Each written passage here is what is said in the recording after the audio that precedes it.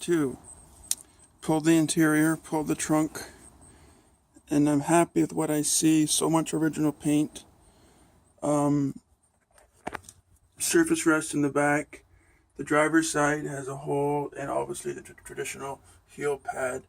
So I'm going to cut out all the soft stuff, weld in good steel, and grind all this down when it's all welded up, and seal it with seam sealer and with rust preventative coating so it won't rust anymore. But I've seen worse floors on cars much newer than this. I'm very pleased. Look at the inner wells of the rear fenders. I mean, no rust there at all. Just a lot of original paint left. Just typical water. The rubbers are old on the doors, so probably leaked a bit. And of course, the snow on the driver's side gets the worst of it, being a Canadian car since day one.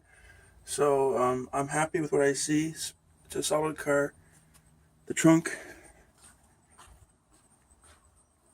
so again, it leaked because there's no rubber left, but it's no holes in the trunk at all. Solid. Only rust in this area is through there, from the underside, outside the car. Same thing over here.